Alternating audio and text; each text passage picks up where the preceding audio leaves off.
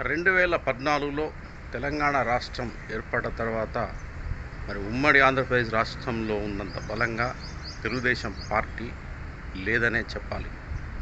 ఇక 2014లో జరిగిన ఎన్నికల్లో ఏపీలో చంద్రబాబు ముఖ్యమంత్రిగా అధికారాన్ని చేపట్టారు. తెలంగాణలో కేసీఆర్ గులాబీ బాస్ అధికారాన్ని చేపట్టడం జరిగింది. ఆ తర్వాత జరిగిన రాజకీయ పరిణామాల వల్ల తెలుగుదేశం పార్టీ నుండి దాదాపు 15 మంది ఎమ్మెల్యేలు గులాబీ పార్టీలో చేరిపోవడం జరిగింది. తెలుగుదేశం పార్టీకి తెలంగాణ మొదటి అధ్యక్షుడిగా ఎల్ రమణ ఉండడం జరిగింది. ఆయన అధ్యక్షుడిగా ఉన్న సమయంలో ఆ పార్టీలో ఏర్పడిన అనేక రాజకీయ పరిణామాల వల్ల టీడీపీ నుండి టీఆర్ఎస్ పార్టీలోకి చేరిపోవడం జరిగింది. ఆ తర్వాత కాలంలో ఆ పార్టీలో హేమాహేమీలుగా ఉన్న రేవంత్ రెడ్డి, ఎర్రబెల్లి దయాకర్ రావు, ఎల్ రమణ, రావుల చంద్రశేఖర్ రెడ్డి, నన్నూరి నర్సిరెడ్డి లాంటి వాళ్ళు ఎన్ని ప్రయత్నాలు చేసినప్పటికీ వలసల్ని మాత్రం ఆపలేకపోయారు. ఆ తర్వాత కాలంలో మాగంటి గోపీనాథ్ లాంటి నేతలు కూడా గులాబీ పార్టీలో చేరిపోవడం,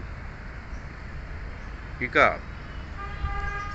ఓటుకు నోటు కేసు తర్వాత తెలంగాణ రాజకీయ ముఖచిత్రం పూర్తిగా మారిపోయింది.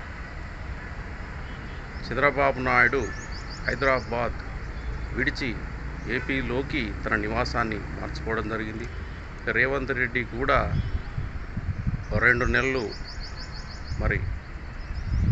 చెల్లపల్లి జైల్లో ఉండడం, ఆ తర్వాత విడుదలైన తర్వాత కూడా తెలంగాణ పార్టీలో వర్కింగ్స్ ప్రెసిడెంట్గా రేవంత్ రెడ్డి తనదైన శైలిలో ప్రచార కార్యక్రమాలు నిర్వహించినప్పటికీ అనుకున్నంత స్థాయిలో టీడీపీ పార్టీ తెలంగాణలో జరిగిన ఎన్నికల్లో విజయాల్ని మాత్రం అందుకోలేకపోయింది. ఆ తర్వాత కాలంలో రేవంత్ రెడ్డి 2017 సంవత్సరం సీతక్క లాంటి వేం నరేందర్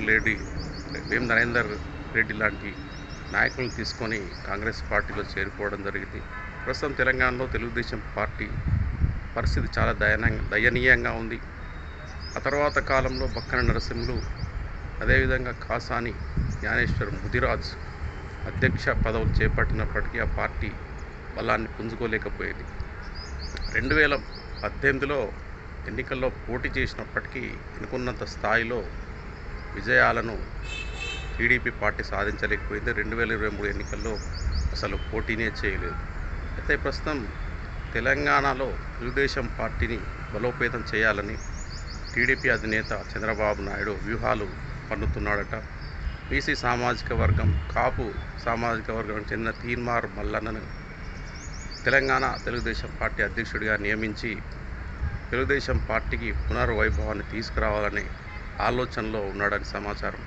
ఇక గత కొంతకాలం నుండి కూడా తీన్మార్ మల్లన్న బీసీ కులగణనపై విరుచుకుపడుతుండడం, తెలంగాణ వ్యాప్తంగా పర్యటనలు చేస్తూ బీసీలో చైతన్యవంతం చేయడం వెనుక